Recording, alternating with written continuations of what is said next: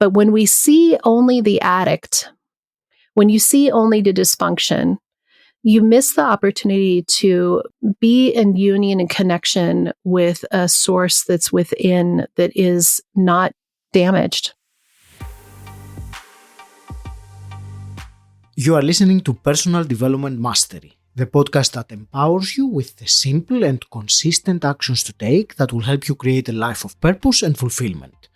I'm your host, Agi Keramidas, and this is episode 438. Have you ever wondered how to truly reclaim your inner peace and rediscover your authentic self? Then this episode is for you. By listening to today's conversation, you will discover how embracing self-awareness and spirituality can help individuals overcome addiction and achieve inner peace. And you will also discover practical steps for emotional well-being. So if you're seeking inspiration and guidance on any of these topics, keep listening. Before we dive in, if you enjoy listening and appreciate what we're doing, the quick favor I'm asking of you is to click the subscribe button, as this helps us make the podcast better for you. Now let's get started. Today it is my real pleasure to speak with Rev Rachel Harrison. Rachel, you are a spiritual coach and host of the Recover Your Soul podcast. You have transformed your life, overcoming alcoholism and codependence through soul recovery, a powerful method that combines spirituality, positive psychology, 12-step programs, and New Thought metaphysics. Your mission is to empower others on their journey of personal growth, self-awareness, and healing, and you are passionate about helping them connect with their higher power, self-compassion, and forgiveness. Rachel, I am delighted to have this conversation with you today. Thank you, Agi. I'm excited to be here with you. It is certainly very intriguing topics, and the lens I would like to look through for this conversation, or at least my initial thoughts of it, was finding inner peace, finding purpose. There are some things that I think very important, very relevant, and before we go there, I would like to get a little bit more of your background. I read in your story that you have a very specific date in 2018 where everything changed for you. You talk about a spiritual awakening. So can you take us back and describe how were you at that time and what happened that changed you? Yeah, thank you so much, Agi. I think I have to go back a little bit further, which is I was raised in New Mexico in the 70s. My mother discovered Tibetan Buddhism when it first came to the United States, and I feel really blessed that that was such a big part of my upbringing. My middle name is Little Flower, so I am definitely a daughter of a hippie. And so I was really immersed in spirituality from a very early age. And on some level, that was really beneficial. But on the other level, it didn't prepare me for the complexity of life. And so I think that because I was raised in such a peaceful, compassionate place, I was an only child of a single mother. There was no conflict in my upbringing. And I learned to be a very good girl at a very early age, not out of any like aggression, but more like I just knew that being quiet and peaceful and good was helpful in this situation. And so when I went out into the world, it was complex, and there was all of this stickiness with people, and relationships were hard. And I found that the way that I ended up dealing with those uncomfortable feelings in my body was as soon as I didn't start drinking until I was 21. But when I turned 21 and I discovered alcohol for the first time, I was like, this is the secret to feeling more comfortable in your skin. And this is how I can handle this sort of strange feeling that I feel out in the world. And so alcohol came into my life at that time and became I wasn't an alcoholic very in the beginning, but it sort of became how I could handle the intensity of life. And then you marry somebody who meets your energy. I met another partier that enjoyed partying and had big energy. You end up having a couple of kids, and then all of a sudden your life is full. And in the midst of all that, I lost myself. I really deeply lost myself. And I think that there was such a part of me, and we all do this, especially in that desire to create what you think that you wanted, the control of what you think that you wanted, an attachment to what you had in your mind of what you thought that it was going to be like. And it turned out that my husband and I had different values of how we saw raising children. We had different ways of being in the conflict. And he was used to sort of more intensity, and that was safe for him, but it never felt safe for me. And so even though it turned out that I was safe, I didn't know how to feel those feelings. And so I started becoming a classic codependent and people pleaser to try to navigate through the complexities of all the relationships and try to keep it from getting out of hand while I'm drinking more, while I'm controlling more. And so by the time 2018 came, it was pretty bad in all areas. My marriage wasn't good.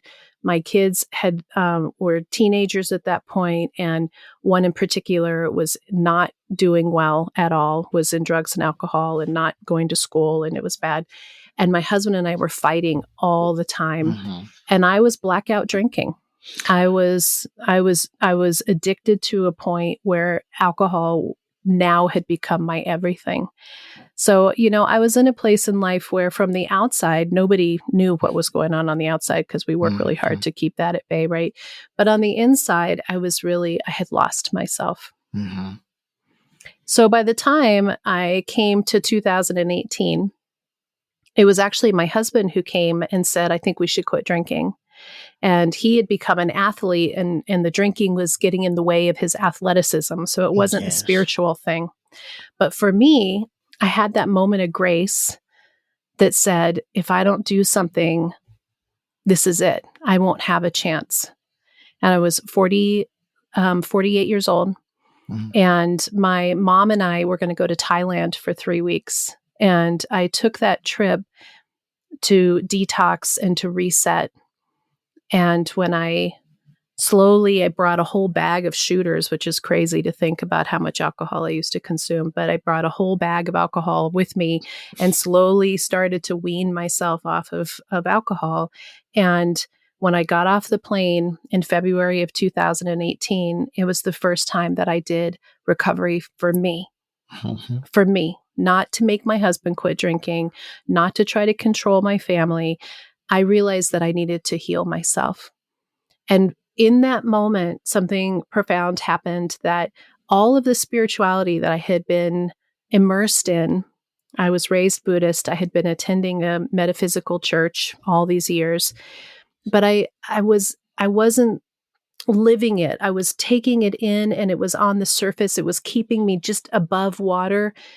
But I had this moment of grace that just said, it's time to completely surrender. And that was the real changing point for me. That is what I now call soul recovery, because it's not the alcohol that's the problem or the addiction. It's really the hole in your heart, and it's the lack of connection to spirit that really drives this, demon that continues to try to feed you and fix and control you. And so that was the beginning of my soul recovery. Wow, that's a fascinating story, Rachel. Thank you. So you stopped cold turkey at that time. Then there was no other. You decided I'm going to stop drinking, and you did. I wondered if that fact, because that I can only imagine that took a great deal of determination to stop a habit that you had for so many years, that it was anyone that has drunk more than normal, myself included, we are familiar with that, that it can be difficult. So I wonder how much this determination that you showed was the catalyst for what happened with your spiritual awakening. it gives out this tremendous determination that this is what I'm going to do to change things. So I don't know if there is a question in there. Well, it just came up. Yeah, what I hear, Augie, is when I was in the darkness, I just felt like life was happening to me. Mm-hmm. I felt like I didn't have any place in it, even though I knew the concepts of co-creation, even that I knew that spirit was there within me, even though I knew the law of attraction. It felt like I didn't have any say. And when in 12-step, they call it to make a decision. Mm-hmm. And in spirituality, it's determination and commitment. You know, I'm listening to Patanjali's Yoga Sutras right now, and it talks a lot about the dedication to practice. Mm-hmm. And so I think that when you make a decision, a lot of people are so wishy-washy, right? They're different parts of their mind are working. But there is something, especially not only in addiction, but in life, when you make a decision, mm-hmm. you step onto a pathway that is in co-creation, that you begin to understand that you have to be responsible for your own behaviors. And there's a lot of people who are in addiction that's pretty far, and people say, oh, they have a disease, they can't help it. 90% of that is the addiction is running the show. But there is a portion of you that always can make a choice. And to make that choice is to turn the lane and move in a different direction. And so, you know, if you go to meetings and you haven't made a decision to really not stop drinking, it's going to take you a long time. So that weaning that I did while I was in Thailand with my mom was essential, because it could be very dangerous just to stop drinking right off the bat if you're a heavy drinker. So, you know, I did wean off for those 3 weeks. Right. And that moment, man, did I want drinks after that. You know, I mean, every part of me was like, maybe tomorrow. But I had made a decision. And that decision that I made was to save my life. And it wasn't just to save my life, it was to save my soul, which is why soul recovery is such a profound word that came to me, this term that came to me, to recover my soul. If you enjoy this episode, can you think of one person that would find it useful and share it with them? I'd really appreciate it. It helps the show grow, and you will also be adding value to people you care about. Thank you. And now let's get back to the episode. Definitely. I will, as much as I'm tempted to carry on talking about addiction, I will steer now to the soul recovery, since you mentioned it last now. Because it's just the top of the iceberg and we can put it to the side. Of course. There are some things about addiction that we can also discuss a little bit on. But I'm very curious now to find out about the soul recovery. So can you explain that concept and how it integrates all those things I mentioned in the introduction, spirituality, positive psychology, and so on? So the way that Recover Your Soul started is not what it is today. I mean, what is amazing is that when you step into this place and you allow spirit to be in charge, how it unravels step by step each little moment. So by the time that I was in my addiction recovery, I went to AA for addiction recovery. And one of the main other things that I did was I went to Al-Anon.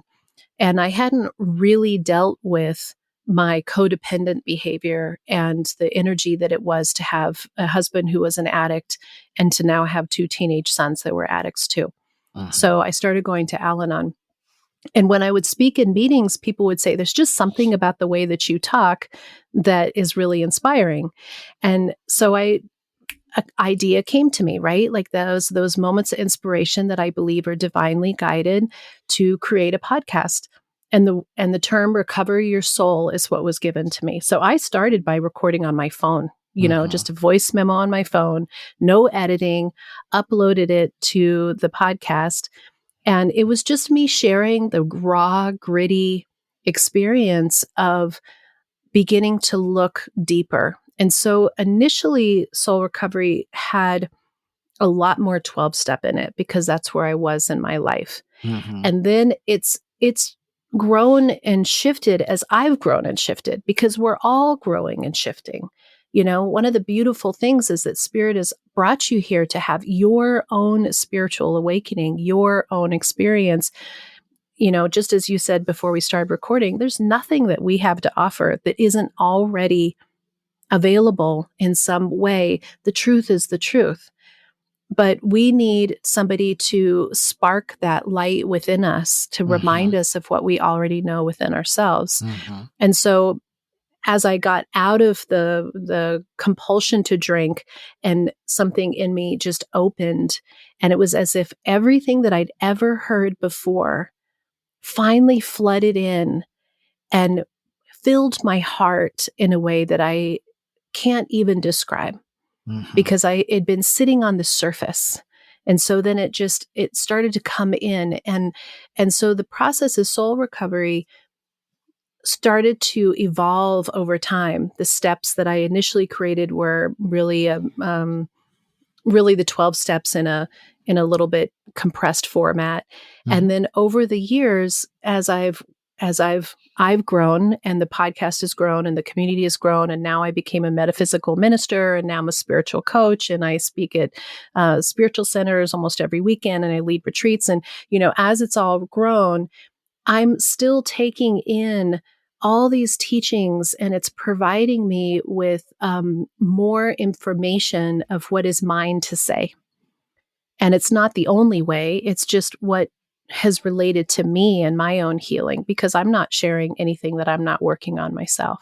So now the 9 steps of soul recovery, the process of soul recovery, which is around letting go of your perceptions and your beliefs and recognizing the suffering that we experience is based on these old beliefs that are not working for us anymore.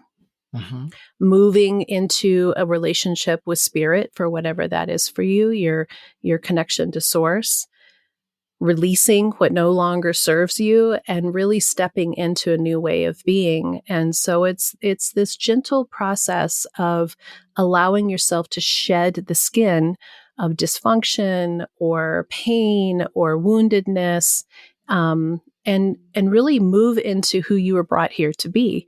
And we were all brought here to be somebody incredible. I agree with that 100%. And it's so beautiful the way you said it about shedding the skin and becoming who we are meant to be. It's a great description that you just gave. I would like, I will make a comment here that all this, it's incredible to find out that all this started by you following your inspiration, you know, that idea that came to you through Spirit, to start a podcast, on your phone. So it is, I think, one of those examples, generally speaking, what happens when we follow an intuitive idea that comes to us. It is incredible. Rachel, I would like, since we started talking now about soul recovery, I would like to ask you something a little bit more practical. So I hear what you said about, the overall description. Offer some practical step or some practical exercise. And since the question as it is very broad like this, I would, let's focus on one particular element, which I believe most of the mastery seekers listening now are very much interested in, and that is emotional well-being. So are there any practical steps, any exercise that you can recommend or invite people to do anyway? Yeah. So what I think is so fascinating about emotional well-being is that we tend to put so much energy on the outside for our emotional well-being. And one of the things I talk a lot about is that we give our power away. We give our power away by needing others to feel a certain way, needing others to provide for us something emotionally in a certain way, for the world to be a certain way. In politics right now, it's so divided here in the United States. So, it's like if this wouldn't be like this, then I could be like this, right? So you're handing your well-being to somebody else. And one of the tenets that is important in soul recovery came from the tenet of 12-step, which is to admit that we're powerless. And when you're an addict, you have to truly admit that you're powerless over your addiction. If I think for 1 minute that now that I've been sober for 6.5 years and I can, I'm good now, right? Like I'm emotionally good. I'm strong. Like I can have a glass of wine every once in a while. I'm full of it. I have to admit that I'm powerless and that is not, I can't have that. When you have an addict in your life, you have to admit with the same tenacity that you're powerless over somebody else's addiction. And in soul recovery, we put addiction on the shelf because truth is everybody has addiction in their lives somewhere, but put it on the shelf. When we look at spirituality, all the spiritual masters teach us that we are truly powerless over everything outside of ourselves. This is one of the major tenets of Buddhism, that life is suffering, that our suffering is attachment. And our attachment is the attachment to it being different. And so we try to exert this energy, we try to exert this power, this illusion that we have the ability to control something outside of ourselves. And it erodes our well-being. And so I think the key to really looking at our well-being is to begin to look at, am I trying to control the uncontrollable? Am I trying to be attached to an outcome or to a circumstance or to how someone's showing up? And in that, am I giving my power away? If we're powerless over everything outside of ourselves, but we're asking it to tell us how we are, we don't have our innate well-being in our hands. And so through this experience, what's fascinating is I'm still married to the same man 32 years later, and we still have some of the same issues that used to drive me crazy. And they don't make me crazy anymore because I'm more present with just what is.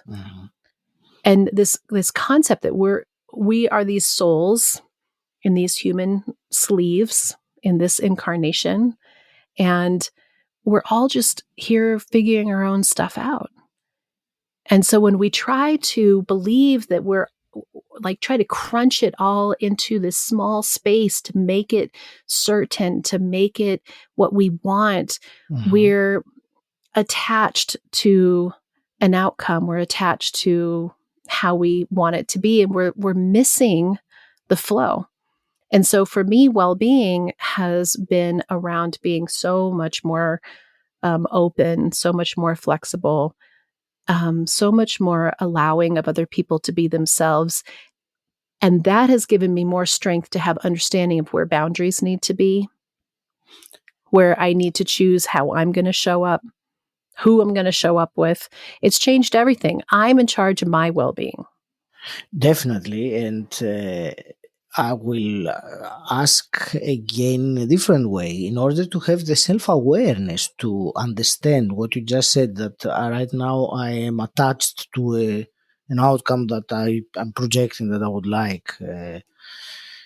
That for many people, as you know, happens very intensely. They are really on to it, and it is not easy to step back into the moment and realize that this is happening. So is there something that you would say as a method, something to bring you back, to have that self-awareness that, all right, I'm steering now on a completely... Yeah, so I love that. I think the first thing is awareness, the word awareness. That if we're really honest, most of us don't really see how much we're trying to control around us. So the first real honest step is to start to look more deeply at where you're finding discomfort, dissatisfaction, or irritation. If you are irritated, you are wanting it to be different.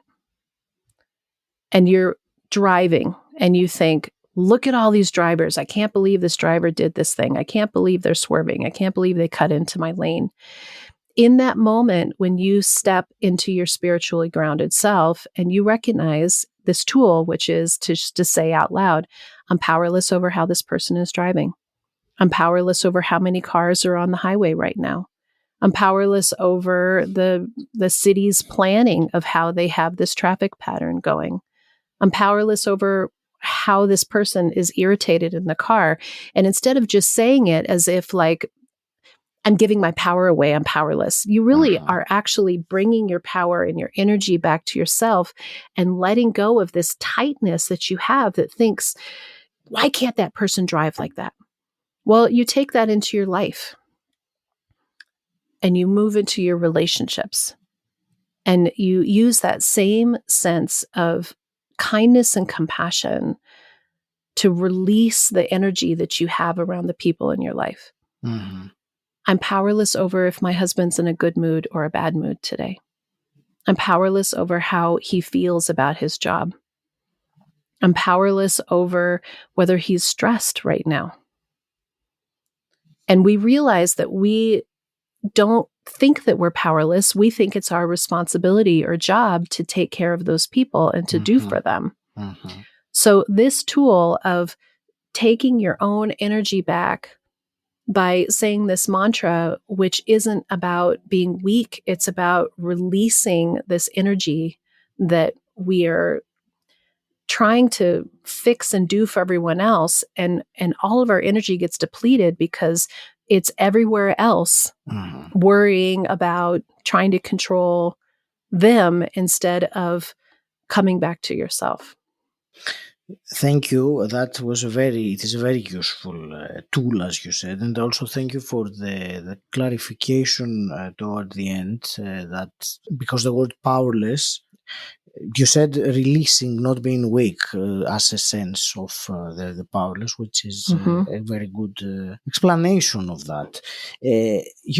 I will go back, Rachel, to what I wanted to ask earlier about the addiction, since I think the conversation is going around it in a way, and there was something I read on your website regarding distinguishing between the behavior of addiction and the actual person affected with addiction, and how this understand it can lead to a different approach, this distinction. So I would like to hear your thoughts of that, because I find it very fascinating.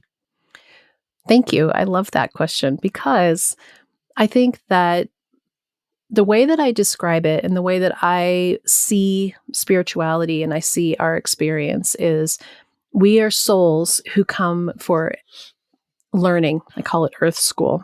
Yes. We've all come to Earth School. Mm-hmm. And in Earth School, there's lots of opportunities for experience, for expansion, for complexity, for darkness, to choose light, comes back to that, to make a decision.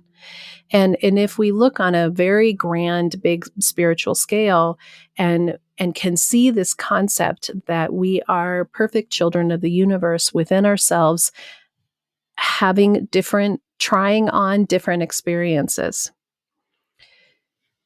we can get very caught up in this, I call it the cloak that we wear. You have your soul, and then you're trying on different experiences. You're trying on different ways of being. And addiction, as I said earlier, it gets more and more progressive. It is a progressive disease. And it becomes more encompassing of who the person is on behavior levels, but it is never who they are as a perfect soul inside. And so often people get very caught up in the what's happening, and what's happening is real. So I'm not saying it's not real, but we lose sight of what's really underneath in that person's experience. And we try to fix it. We try to change it. We're angry about it. And all those things are okay feelings to have. But again, it comes back to I'm powerless over this person's choices. Mm-hmm. But when we see only the addict, when you see only the dysfunction, you miss the opportunity to be in union and connection with a source that's within, that is not damaged. I don't believe there's anything wrong with any of us. And I don't think we're broken. I think we're having an experience. And the experiences are very true. They're very 3D. They're very real. Mm-hmm. So having had kids who are addicts, having a husband who is an addict, having been an addict myself, I can have very boots on the ground experiences of how difficult it can be to look past that dysfunction. But I can also tell you from the experience that I've had of my own awakening and transformation in our family, that in the last 6 years, we have all come to become our whole selves. We are all sober at this moment, which is a miracle all on its own. And not because I've been forcing sobriety on everybody, it's because I've been healing myself. And I've been looking at them as the light that they are, and being willing to talk about the experiences that they're having with their addiction and with their pain, but not identifying them as broken addicts. And in that, if we see them as broken, they see us as seeing them as broken. They think that they're broken. Yeah. So I have seen them all as whole. And the more I've seen them as whole, the more they're showing up as whole. So am I, a miracle worker? I don't know. But I will say that regardless of whether they dabble in addiction, they are human beings having their experience, but I see it totally differently. Thank you. That's beautiful. You reminded me of that phrase that says, when you love people for who they are, they turn into the ones you love. It is, I think it is what you were saying in a different word. Rachel, I'm going to start concluding this wonderful conversation. I have two questions that I always ask my guests on the podcast. Before I go there, would you like to share with the listeners where they can connect with you and find out more? Where will you direct them? Thanks, Hagi. The website recoveryoursoul.net has everything that's going on in the soul recovery community. I have a once a month free Zoom support group, and that is a really powerful group that comes together, and we have a little bit of a topic, and then we break into groups to connect and support each other. And the podcast Recover Your Soul is available on all streaming platforms, and I have a YouTube channel as well. Thank you. And my two quick questions in the end. The first one is, what does personal development mean to you? Personal development. What I really think is that we have this opportunity to step into our fullest self at every moment. And it comes back to make a decision. There is no right or wrong way. There is no path that we can take that is the wrong path. And if I look back and I think, those 15 solid years of darkness, I look at them now with an entirely different viewpoint, because I see them as learning and an opportunity to really step out of a perception and a belief system that I was holding on to in my attachment. So I think personal development is this opportunity for us to accept ourselves for exactly who we are, to see the dark and the light, and to recognize that it's all an opportunity to allow us to see the wholeness that we were brought here to be. It's not about being famous or being better than anybody else. It's who was your soul brought here to be in its fullest expression. That's development. That's great. You used the word wholeness quite a few times, so I just wanted to repeat the word wholeness. Thank you. And a hypothetical question, Rachel. If you could go back in time and meet your 18-year-old self, what's one piece of advice you would give her? Oh, thank you. She was so unsure. She was so unsure about how to be liked by others. And she spent a lot of time trying to meet other people's standards. And I think I would tell her to step more fully into herself without fear, to be more fierce and fearless. Thank you so much, Rachel, for this wonderful conversation. I think there were some very important messages there to be found. I want to wish you all the very best with both your personal life and your career. I would like to leave it to you for some actionable parting wisdom for our listeners? I think that everybody has what they need within them. I think if we all trust ourselves and our intuition and our guidance and allow that inner voice that is speaking kindness and love to you to be the loudest voice, that ultimately, if you're here listening to Agi and you're in this space of personal development, you already are on a path that's bringing you to your fullest self. So it's about trusting that voice more and allowing the noise of the outside world and the noise of not enoughness to fall away so that you can step more fully into your authentic self. And before I end today's episode, if you enjoy this podcast, can you think of one person that would find it useful and share it with them? I'd really appreciate it. It helps the show grow and you also add value to people you care about. Thank you. And until next time, stand out, don't fit in,